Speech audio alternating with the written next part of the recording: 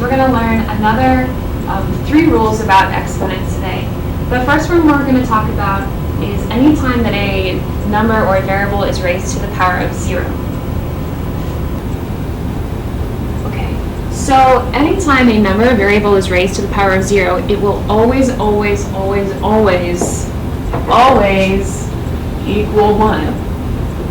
Okay, if you look at this picture we have right here, we learned in the last lesson that anytime you divide 2 numbers, if you're dividing powers, you would subtract the exponents. So if we had an example like 4 to the 3rd divided by 4 to the 3rd, we would be subtracting 3 minus 3, which would give us 4 to the 0th power, right?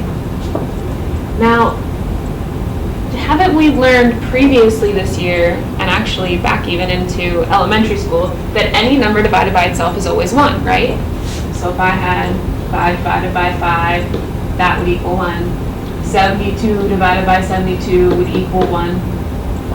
4 to the 3rd divided by 4 to the 3rd is going to be the same thing. It's always going to equal 1. So let's take a look at number 1. We have 5 to the 0. Again, anything to the 0 power is always going to be equal to 1. So our answer is 1. Number 2, 87 to the 0 power. Again, this is going to be equal to 1. Let's take a look down here at number 3. This is combining what we did last class, the last rule that we learned, which was dividing powers. Let's see if we can remember how to do that. First, I've got 15 divided by 3. Let's divide those coefficients. 15 divided by 3 is 5. And now I have a common base here. I've got x's, so I'm going to write down my x and subtract the exponents. 9 minus 4 is 5. And then the other base that we have is y. So I would do 6 minus 6 and get 0. Okay, now that I see that I have y to the 0, I want to simplify this expression. I don't want to leave that 0 in there, that y to the 0. So all that's going to happen here, that y to the 0 becomes a 1. And I know that if I have all my variables or my coefficients here right next to each other, they're all being multiplied, right? So now I have a 5 and a 1, and I'm just going to multiply those together. And I would get 5x to the 5th. And that would be my final answer. Okay, again, that y to the 0 equals 1, and if I multiply the 5 and the 1 together, it's just 5x to the 5th. Let's see if we can do number 4 now. Again, I've got 2 coefficients out front that need to be divided. So I would divide 22 divided by negative 11, which should equal negative 2. And then I have some a's here. That's another common base. So I'm going to write down the base a and subtract the exponents. I have 4 minus, remember, anytime there's nothing here, I'm going to write a 1. So 4 minus 1 would be 3. And then for my b's, b divided, or 5 minus 5 would be 0.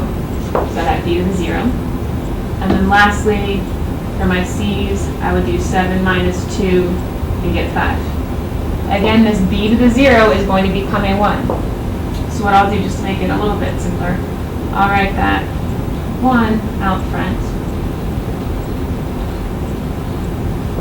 A to the 3rd, c to the 5th, and now I would just multiply 1 times negative 2, which we all know is negative 2, a to the 3rd, c to the 5th. Another way you can think of this is that anything divided by itself equals 1. So those b to the 5ths up here are going to cancel out. Okay? So if those cancel out, again, we would have just this negative 2a to the 3rd, c to the 5th. Okay, so let's try 2 examples here. Why don't you pause this for a minute and simplify number 1. So go ahead and pause that a minute and then see if you can simplify that. Alright, so hopefully for number 1 you realize that y to the 0 is just equal to 1. And if we multiplied x to the 5th and z to the 3rd by 1, just equal x to the 5th and z to the 3rd. And that should be our answer. Okay, let's try one more. About for number 2, we'll have x to the third, y to the 7th over x to the third, y to the 5th. Okay, so let's divide these. We have x to the third divided by x to the third. We know that that would be x to the 0. And then y to the 5th, or y to the 7th divided by y to the 5th. I would subtract those exponents and get 2. And we know that that x to the 0 is equal to 1, so really my answer is y squared, or y to the 2nd power. Okay, the next rule we're going to talk about is when you have a negative exponent. Let's take a look at 2 to the 3rd right here. If we were to simplify 2 to the 3rd, we know that's 2 times 2 times 2. If we were to multiply that out, 2 to the 3rd power would be equal to 8. Okay, 2 times 2 is 4, 4 times 2 is 8. What if we said 2 to the negative 3rd power? Okay, the answer to 2 to the negative 3rd power isn't going to be 8. Instead, it's going to be 1 over 8. All right? We can do the same thing with x to the negative 4. Instead of that being x to the 4th power, we would write 1 over x to the 4th. Do you see what happened? Do you see what happened with these two answers? Okay, in the directions up here it says we invert the fraction and change the sign of the exponent. When we're inverting a fraction, it means we're flipping it upside down. Okay, so let's do an example here. Let's look at number 1. Okay, I see right here I've got an x to the negative 6. So I want to invert my fraction, and I'm going to move that x to the negative 6 down to the bottom. Let me show you what I mean by that. I'm going to write this as a fraction. My y to the 5th, or let's back up just a minute. If I were to write this as a fraction, we know that to make anything a fraction, we put it over 1, right? So we put a 1 down here. Now I'm going to rewrite this fraction. Y to the 5th, that's a positive exponent, so I'm just going to leave that where it is. But because I have an x to the negative 6, I'm going to move it down here and change the sign. I'm going to make it a positive 6. So all I did was move that x to the negative 6 down to the bottom of my fraction. Okay? And this would be my final answer. Same thing if we're looking at number 2. This time we're already starting with the fraction. So I'm going to take a look and see that I've got an a to the negative 5th and b to the negative 2. Those both need to be inverted. They need to go down to the bottom of the fraction, and I need to change the sign. C to the 4th, that's positive, so I'm going to leave him where he is. So I'll leave my c to the 4th down here, but I'm also going to bring down a to the 5th and b squared. Now this one's kind of a special one. I don't have anything left on top, so because I don't have anything there, I'm going to put my 1. Okay, and that would be my final answer. Now if you wrote the bottom variables in a different order, that's fine. It doesn't matter what order they're in as long as they're all down there and the exponents match. Let's take a look at number 3. Okay, we've got a little more work to do here. If I'm dividing powers, we know that we need to subtract the exponents. So I'm going to write down, let's see, I have a, and 3 minus 8 is going to be negative 5. And then for my b's, if I do negative 4 minus 2, I would have negative 6. Okay, we don't want to leave our exponents negative, so we're going to change this to a fraction. I'll put a 1 underneath it. And then because I have a negative 5 and a negative 6, both of those variables need to go down to the bottom. So I would have a to the 5th, positive 5, and b to the positive 6. And now I'm not going to have anything left on top, so I'll put a 1. Okay, so that would be my answer for number 3. And lastly, for number 4, if we were to simplify this, we would notice that we have a b to the negative third right here. So I need that to move to the bottom of this fraction. If I were to make this a fraction, I'd put it over 1. So for a to the fourth, that's positive. I don't have any negative exponents there, so I'm just going to leave that up top.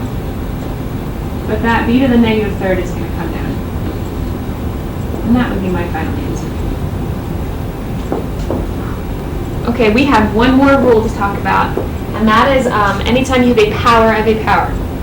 Okay, so if you take a look at the first problem we have here, x to the fifth in parentheses, and then raised again to the third power, what that means is we have x to the fifth 3 times. So, in other words, x to the fifth times x to the fifth times x to the fifth. Well, how many x's would we have altogether then being multiplied? Well, 5 plus 5 is 10, plus another 5 would be 15. So my answer would be x to the 15th power. Okay. If we were to simplify the next problem, y to the 5th to the 4th power, that would really mean, if we were to expand this out, that we have y to the 5th times y to the 5th times y to the 5th times y to the 5th.